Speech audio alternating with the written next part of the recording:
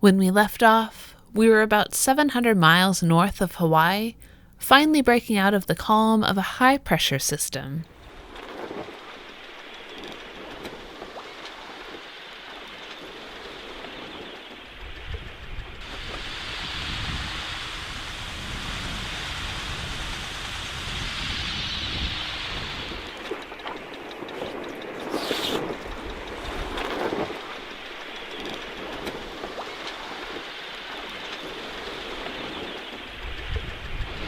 Good morning from around about 33 degrees latitude and I think still 160-ish longitude. Sun is coming up right behind me over here and we've got a moon you can't quite see over here. Today is the full moon, I believe it is the flower moon, and that'll be coming up this evening, but this is pretty close to being full. Moon's going down just as the sun's about to rise. So I think right now the moon will be down before that happens. On a normal, when the actual full moon happens, the moon sets as the sun rises, kind of almost exactly on time. As you can see behind me, we are wing and wing, which I didn't think we were going to be doing this trip, but we've had much lighter than expected conditions, even after yesterday, which was a bit rougher in the start. The high pressure system that's been with us is still just tracking slightly north. Was stationary, now tracking north, so we're still in it a little bit. We're right on the edge of actually quite a large storm that's just on the other side of the high, and I think we'll see some more wind filling from that later today. Today should be our last calmish day. Hence why after motoring for a few more hours, we now have a little bit of breeze behind us. We have the mainsail out over here, and then we've also got the 140% jib that we put back up, and it's out over on this side. No pole or anything, so it's luffing around a little bit. Thoughts on this morning? Nice morning. Turn the motor off. Yeah, it's nice, man. Now we're wing and wing.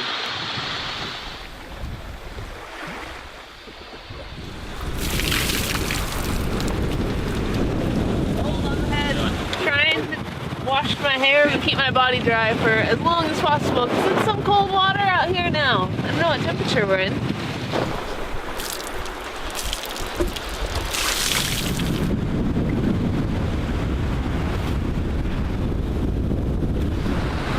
We didn't cover what happened to the fish yesterday. Oh yeah. Well, we had a big bite, and the crimp at the head of the lure failed, and the fish stole the lure. We pulled back the empty line.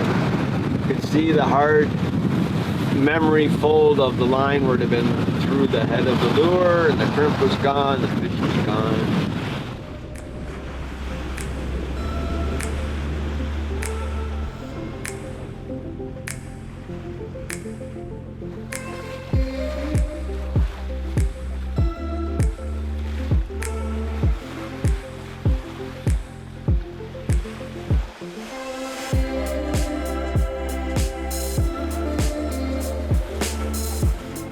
After days and days of drifting nearly becalmed, we were all incredibly excited to finally have some wind to do some real sailing in and start putting some miles under the keel.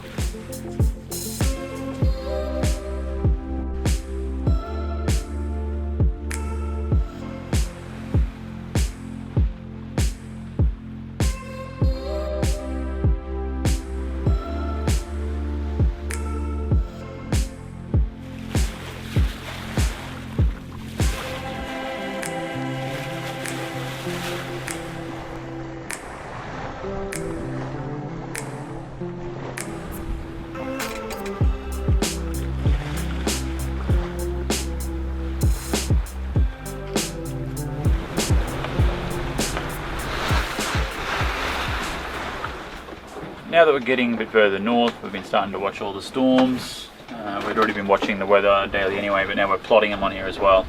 This little red X down here is where we are right now on Makara. And then I've got a front plotted which is down this way. You can't quite see, probably heading this way towards the Hawaiian Islands. And we've got a storm, quite a large storm up here, moving northeast. It won't be any factor to us, but we're getting some of the weather from that. This one here we're interested in. There's a new low that's formed, and it's out here right now, but it's predicted to be kind of just in front of us or just to the west of us on the 21st of May. So that's what we're going to look at here, because it's going to have large wind and waves with it. Nothing that we can't handle, but we want to keep an eye on it, make sure it doesn't get bigger and doesn't change direction and come towards us, etc., and not put ourselves right in the path of it. That's the plan. So getting this weather information, we can, a couple of things we use the synoptic charts, which are these ones here. These are the forecaster interpreted charts. You've got your frontal, this is not current, this is yesterday's, but this is the cold front right here. And here we are here, you can see the low plotted. There's also a high pressure system here, which we're on the way out of now. It's moving past us. There's obviously a big system over here right now, all the way from Canada, all the way down to off of California way. That's a really large one. So again, on our synoptic charts, the main ones we get are our surface charts here, which are interpreted by a forecaster from the Ocean Prediction Center at NOAA. The other ones we look at are the upper level, the 500 millibar charts. And this will help us determine what's happening on the surface and where it might progress to. You can see here on the upper level we've got some almost 100 knot winds up at the 500 millibar level. So what that means is that the systems on the surface are going to be moving quite a bit quicker than normally. And that's what's showing right now. The systems are down there moving like 30 knots or so. So pretty quick. The other ones, those are the two main ones we pay attention to, but we do have some other wind wave ones as well. I don't think I have them loaded on here. There's a wave period and direction that we have as well. And then we're going to start downloading some more since we are coming into more stormy areas. So we're just plotting all this on here. The other thing we do download as well, this is all through our satellite. This is a grid file. On the grid file here you can quite clearly see the concentric circles of that large storm that's moving up there. So this is the plot that I had on it here. It's 992 millibars moving northeast at 30 knots. This is the 24-hour storm track here that I've marked. But you can see it there, and if I play it through, you can see it move northeast almost directly where they've been plotted. So it's just one we're going to monitor. It's still 2 days away, so we'll track it and see what the progression is going to be. We don't have any further forecast on that one yet. They haven't plotted out anything further than 48. But we'll have a look because it'll be on our surface charts, and that will probably show, and that's the text forecast that I was reading from. So we download the Met Area text forecast, which is basically a text summary of what the forecasters see. Then we have the GRIBs here, which are these wind barbs. That's all just pure raw data from weather buoys, ship data, all that sort of stuff. Hasn't been interpreted, it's just pure data. And then we have the synoptic charts that I was showing you there, and that's been interpreted by a forecaster. So once we get these will go out to 96 hours. That'll give us a little bit better view of where that low's expected to progress as well, which will probably be northeast, like most of them, hopefully.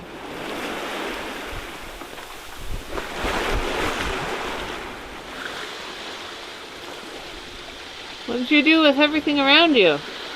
It's like you're sailing off the edge of the earth. It's loud, but sneaking up on pirates. A lot of fog. A lot of fog. I think it's from a line that way for like 250 miles or something. We've got it all plotted on our charts, and I think we're expecting it for at least the next couple of days in this area. We did have a patch of blue sky. Like we came out of the fog and it was beautiful, and then somehow the fog found us again. I've never really had the opportunity to sail in fog before. 200 to 300 foot visibility is about all we have. And from the weather we have, it looks like we'll be in the fog for the next couple of days here. Good news is the AIS receiver on our Raspberry Pi is working. We've spotted a few ships that way, so we can keep a lookout for any traffic that way. We are certainly missing having a whisker pole. Downwind with any kind of swell, it's pretty hard to keep that Genoa filled. That's why we're trying wing on wing here. We reef down the main so it's less sail area to block and blanket the wind that should be going to the jib. And now we're trying wing on wing to get a little bit better heading, but still the rocking back and forth, it's quite difficult to keep it filled. Having that whisker pull out there would really stabilize the sail. It holds the clue of the sail in place, so even if it rocks back and forth and luffs a bit with the swells, it's still there, so it's not this constantly wrapping around, refilling, shocking the rigging, then deflating and doing it all over again.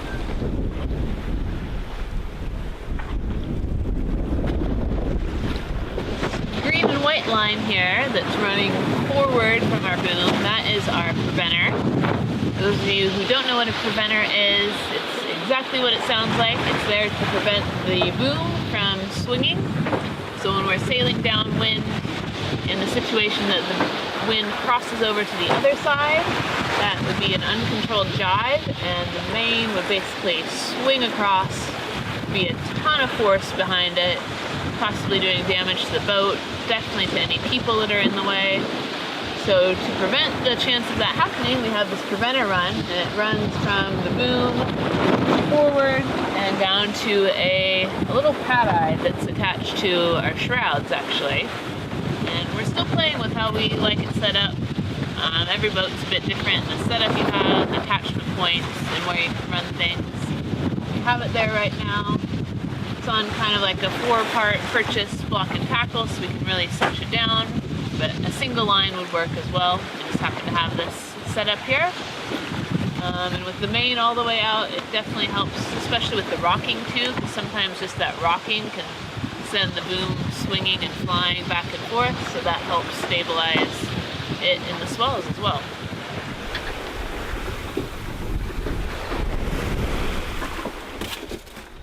How's it going down here, Kathy? It's going down. How is it cooking in a rolling, rocking kitchen? It's a little challenging. You have to kind of plan ahead a little bit, definitely.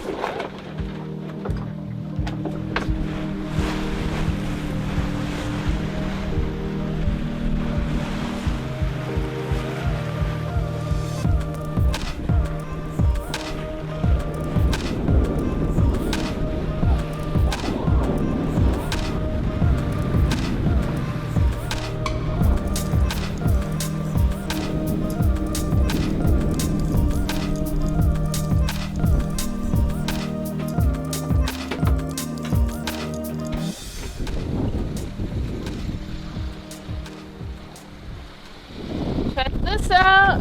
Got another fish. Tuna. How was this compared to the last one that got away? It really was like 10% of the one we lost. But 1/5 to 1/10 of the one that got away. This one's 100% better then. We got to keep the lure. I don't care how small it is. We have the lure to catch another one. Yum yum. Can't wait to eat fish. Looks delicious.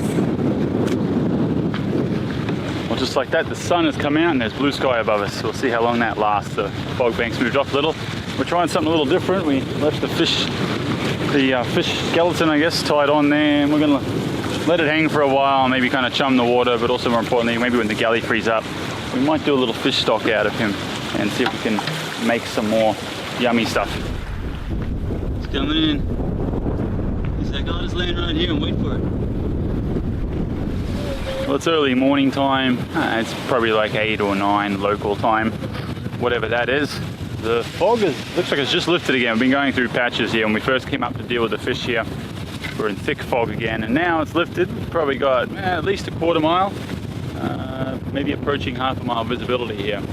And that's how it's been for the last couple of days now. Lifts a little bit, we get a nice clear, we might even get a little bit of blue sky, and then the thick fog comes back in. You probably hear that wind turbine up there. It keeps coming on and off. That's because our batteries are fully topped off. It's reaching that charge voltage there and it shuts itself off. So that's a great thing that the guys fixed before we left. Been keeping us topped up the whole time here, especially on days like today when there's not too much sunlight and a lot of wind, or a decent amount of wind at least. Conditions, I've been downstairs sleeping, but from what I hear, I think the wind has picked up like we were expecting. Probably getting closer into the 15 knots, maybe even a little more right now, and almost I think right out of the south. We're double reefed on that mainsail, and we have just a working jib up right now. Good chance that's where we'll leave it. When we took down the 140 yesterday, we noticed that there's a couple, or Matthew noticed rather, there's a couple of not tears, but the leech tape is pulling off from the leech of the sail a little bit. So that's just a little bit of re-sewing on that one, and we may not even fly that anytime soon unless the winds lighten up.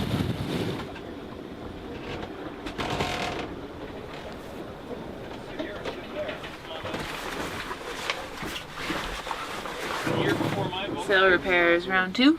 Fixing those 3 tears on the leech of our 140% Genoa. 2 patches down, 1 more to go. I'll show you the last one. It's the biggest. impressive here. Right. So this is where it tore right along the leech there. No obvious like signs of damage or anything. I think the sail is just old and tired, and just as I was kind of He's making faces, man. just as I was like manipulating it here, like another little like 1-inch section tore. So maybe that's a sign that it is just old and needs a new sail.